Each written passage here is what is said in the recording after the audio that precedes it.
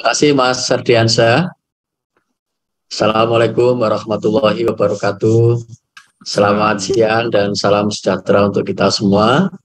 Om Swastiastu, Namo Buddhaya, salam kebajikan, rahayu.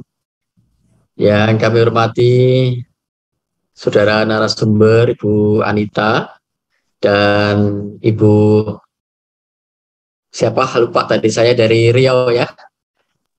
Ibu Atika, Pak. Ibu Atika, ya ini namanya kayak nama anak saya, namanya Atika. Terima kasih Ibu Atika yang sudah berkenan untuk membantu saudara-saudara kita di Kalimantan Utara. Dan juga saya ingin sampaikan terima kasih kepada teman-teman Duta Rumah Belajar, sahabat Rumah Belajar di Kalimantan Utara yang sudah mengaktifkan untuk terus ya membangun komunitas belajar dan saling membelajarkan di Enggang Benuanta. Dan juga tentu yang sangat saya banggakan, Bapak Ibu guru hebat yang luar biasa, karena hanya Bapak Ibu yang kita harapkan ya, agar anak-anak ke depan, kelak nanti, generasi kita ini menjadi generasi yang lebih baik. Dan kami merasakan kalau Bapak Ibu yang ikut di Enggang Benuanta ini adalah guru-guru yang memiliki passion, memiliki panggilan jiwa. Ya. Ada kerinduan, ada perasaan bangga kalau sudah ketemu dengan anak-anak. Jadi ini yang saya sebut dengan passion. Kalau orang sudah bekerja dengan passionnya, ini bekerja bukan semata-mata untuk menggugurkan kewajiban, bahkan ketika bekerja itu merasakan ada nikmat, ada kenikmatan tersendiri ya bersama dengan anak-anak. Ini ciri-cirinya kalau kita memiliki passion. Dan yang kedua, Bapak Ibu sekalian, mari kita untuk menyampaikan ungkapan rasa syukur, dan ini bagian dari proses yang kita nggak pernah berhenti ya. Hanya syukur itu yang membuat kita bahagia. Ya, jadi orang-orang yang selalu bersyukur itu orang-orang yang berbahagia. Dan karena kita sudah dianugerahi karunia nikmat, kesehatan, ya kesempatan dan keselamatan, sehingga hari ini kita bisa melakukan aktivitas, termasuk yang kita lakukan aktivitas untuk bersama-sama di Enggang Benuanta. Ya ini karena niatnya baik dan mudah-mudahan juga dicatat sebagai amal kebaikan kita semuanya. Amin. Lalu yang berikutnya Bapak Ibu sekalian, saya tidak henti-hentinya ingin mengajak kepada Bapak Ibu sekalian, mari kita mulai menata agar pekerjaan kita, bekerja, mengajar, berurusan dengan orang-orang ini harus dilandasi oleh rasa cinta dan belas kasih ya. Cinta dan belas kasih. Jadi memang kita ini bekerja dengan manusia, dan manusia itu tidak ada satupun individu yang sama. Karena tidak ada yang sama, itulah kemudian disebut individu. Ya, individu itu makhluk tunggal yang membedakan antara dirinya dengan orang lain. Ya. Dan ini bukan pekerjaan pabrikan ya. Kalau pabrikan itu semuanya kan sama gitu ya. Nah ini beda-beda, ini unik gitu. Jadi jangan sampai Bapak Ibu dengan keunikan ini menjadi sebuah musibah, tapi ini sebuah anugerah, sebuah kepuasan, sebuah kebahagiaan bahwa Bapak Ibu memang bisa melakukan pekerjaan yang pekerjaan itu hanya bisa dilakukan oleh manusia, bukan dikerjakan oleh mesin. Jadi inilah yang harus menjadi kebahagiaan kita, bahwa saya bekerja dengan pekerjaan-pekerjaan kemanusiaan yang hanya bisa dikerjakan oleh manusia. Dan itulah bagian dari keluhuran kemanusiaan, yaitu menjadi seorang pendidik. Ya, pendidik itu nggak bisa diseragamkan seperti pabrik. Kalau Bapak Ibu itu pengennya mengajar itu sama, itu namanya pekerjaan pabrikan. Pabrik melakukan sesuatu dengan proses yang sama. Tapi ini nggak bisa, karena memang yang kita lakukan itu adalah memperlakukan manusia dengan cara-cara yang manusia. Maka disinilah yang menurut saya adalah kepuasan, kebahagiaan, bahwa Bapak Ibu itu mengerjakan sesuatu yang nggak bisa dikerjakan oleh orang lain, apalagi dikerjakan oleh mesin. Gitu. Ya, orang lain aja belum tentu bisa mengerjakan. Karena orang lain hanya bisa mengerjakan murid-muridnya sendiri. Dan Bapak Ibu memiliki murid yang mungkin unik dan berbeda dengan murid-murid yang lain. Nah, jadi ini yang pertama mau kami sampaikan supaya ini nanti Bapak Ibu itu merubah dari sesuatu beban menjadi sebuah penghormatan. Kalau nanti Bapak Ibu masih berpikir bahwa tugas saya itu mengajarkan materi pelajaran, nah itu paradigma yang sudah lewat ya. Itu yang kita sebut dengan paradigma baru. Itu adalah pemikiran kita bagaimana kita berperan untuk membantu peserta didik. Sekali lagi tugas kita ini adalah membantu peserta didik. Maka yang diutamakan di dalam sebuah bantuan itu adalah peserta didik itu harus merasakan nyaman, aman, dan menyenangkan ya. Nah, itu tidak mungkin Bapak Ibu bisa lakukan kalau Bapak Ibu tidak memiliki rasa cinta. Jadi kita mencintai dulu, baru kita mendapatkan cintanya. Ya, cintanya dari peserta didik itu. Jadi mencintai dan dicintai. Nah, ini pekerjaan manusia. Ya, mencintai dan dicintai. Nah, Bapak Ibu harus merebut hati anak-anak untuk bisa mendapatkan cintanya. Nah, ini cinta ini nggak bisa dipaksakan ya. Ya, terutama untuk mencintai anak-anak, ini Bapak Ibu harus mencintai terlebih dahulu untuk membangun jembatan autentik yang menghubungkan antara hati kita dengan hati anak-anak. Nah, karena itu supaya nanti Bapak Ibu itu dicintai kepada anak-anak, maka Bapak Ibu harus menjadi bagian yang diterima. Ya, diterima dulu. Nanti setelah diterima dicintai. Nah, kita harus bisa lepaskan gelombang itu ya, namanya gelombang frekuensi kita untuk bisa pas dengan apa yang diinginkan oleh anak-anak. Ya, ini yang kita maknai dengan kesan pertama. Nanti kalau anak-anak itu sudah jatuh cinta sama Bapak Ibu, karena memang dia merasakan nyaman, aman, damai, kalau dekat-dekat dengan Bapak Ibu, ini awal dari proses kita mendapatkan izin untuk mengajarinya. Jadi izin itu memang harus kita minta dengan ketulusan pada anak-anak, tapi juga kita perjuangkan agar kita menjadi bagian dari orang yang diizinkan untuk mengajarinya. Ya, izin itu bukan sebuah otoritas ya. Karena kalau otoritas Bapak Ibu punya SK, itu seolah-olah Bapak Ibu punya otoritas untuk mengajarinya. Tetapi kalau Bapak Ibu itu tidak diizinkan untuk mengajar karena tidak diterima oleh anak-anak, tidak disukai atau tidak dicintai, maka sebenarnya Bapak Ibu tidak mendapatkan hak untuk mengajari mereka. Kalaupun Bapak Ibu tetap mengajarinya dengan menggunakan otoritas, kewenangan Bapak Ibu sebagai guru yang mendapatkan SK, mendapatkan sertifikat, itu baru kewenangan, tapi belum hak. Ya, apapun yang Bapak Ibu lakukan berurusan dengan individu itu, kalau anak-anak itu menutup dirinya untuk tidak mau menerima apapun yang Bapak Ibu sampaikan, ya semuanya akan menjadi sia-sia. Karena proses ini tidak bisa dimasukkan seperti kita memasukkan air di dalam bak bejana ya, yang bisa kita paksakan untuk kita masukkan. Ini nggak bisa.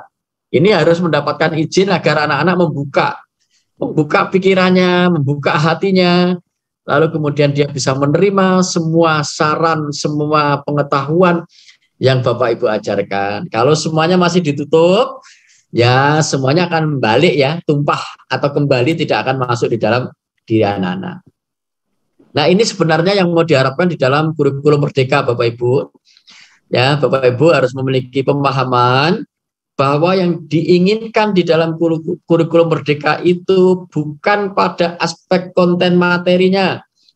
Oke, kita sudah mengetahui kurikulum itu berubah berkali-kali pun sebenarnya konten materinya tidak berubah, sama saja. Ya, materi yang Bapak Ibu ajarkan ya seperti itu. Tetapi yang mau kita rubah sekarang adalah paradigmanya, bahwa Bapak Ibu harus melihat kepentingan peserta didik itu menjadi bagian yang utama. Ya. yang utama. Yang lainnya itu hanya merupakan alat atau media untuk kepentingan peserta didik. Ya. Nah ya, nah nanti kemudian Bapak Ibu materi-materi pelajaran yang sudah Bapak Ibu kuasai itu bisa disederhanakan lagi karena sekarang ini dengan kurikulum Merdeka itu konten materi itu Bapak Ibu sendiri yang menentukan. Tapi capaian pembelajaran itu sudah ditetapkan oleh pemerintah. Dan capaian pembelajaran itu berupa kompetensi, bukan berupa konten materi. Ya, konten materi hanya merupakan alat yang dipakai untuk mengembangkan kompetensi. Nah, tapi yang terpenting di sini sebenarnya Bapak Ibu harus mengutamakan kepentingan peserta didik. Jadi harus fokus pada kepentingan peserta didik.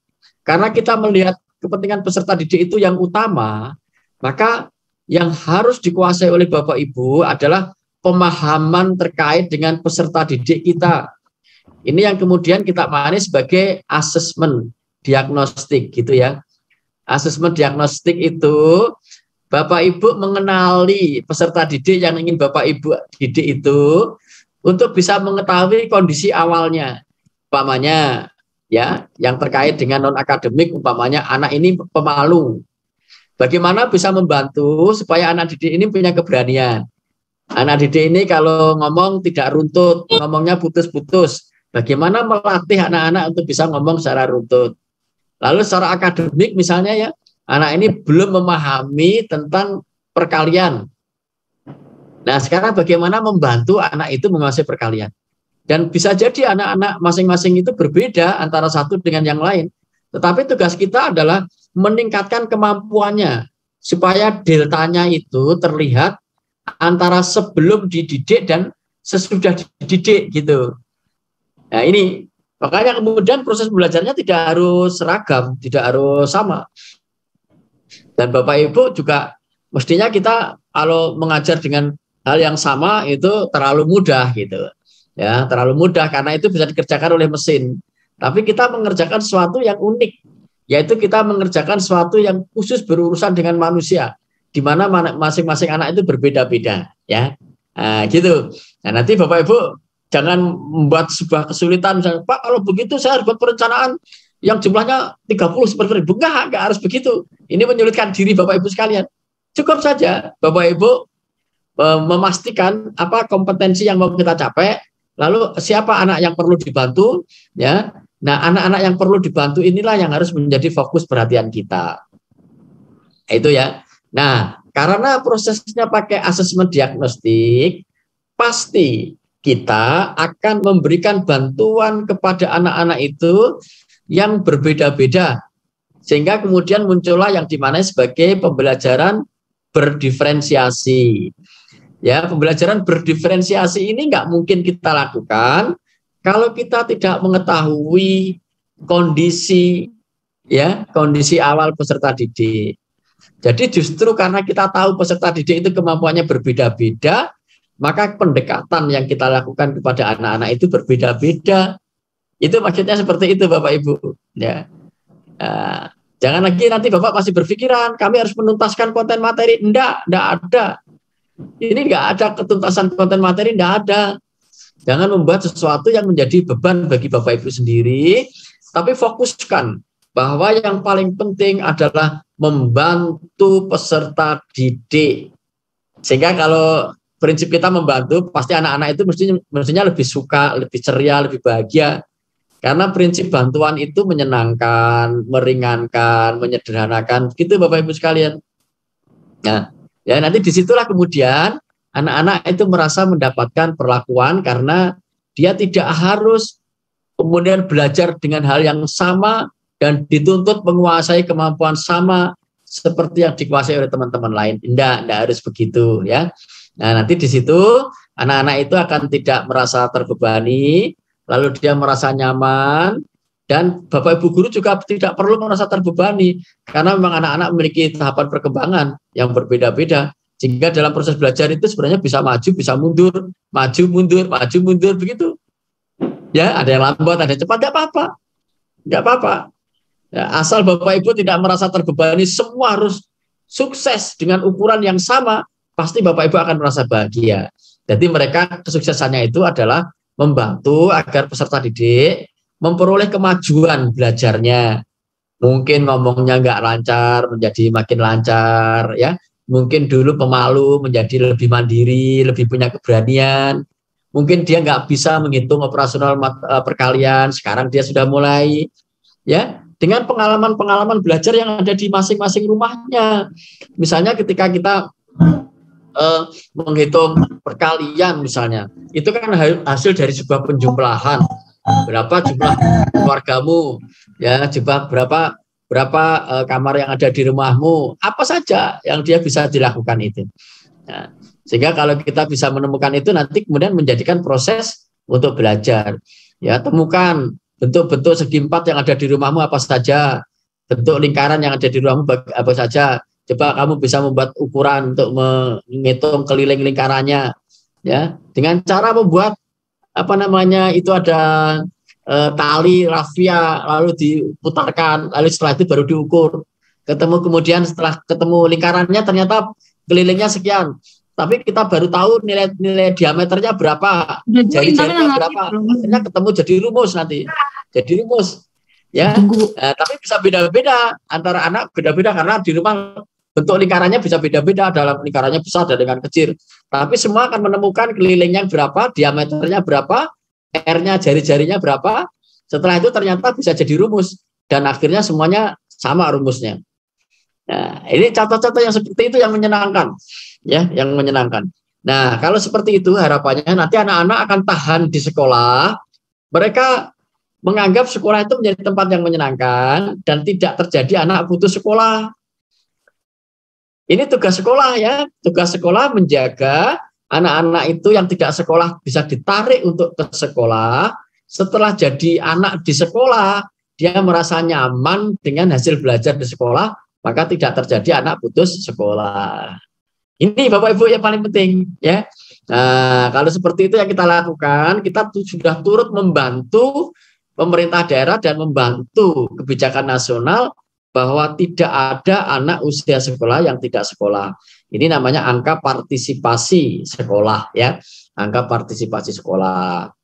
Nah, nanti di situ ini yang mau kita penekanan kita ada pertama, Bapak Ibu mulailah untuk mengenali karakteristik peserta didik dengan melakukan asesmen diagnostik.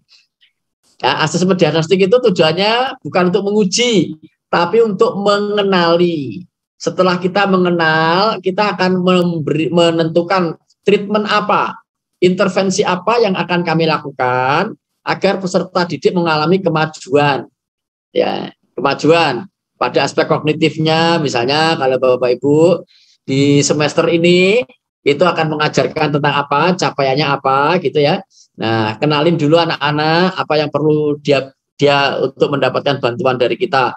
Makanya 2 poin ini saja yang harus menjadi penekanan untuk pelaksanaan pembelajaran di awal tahun ajaran baru, ya.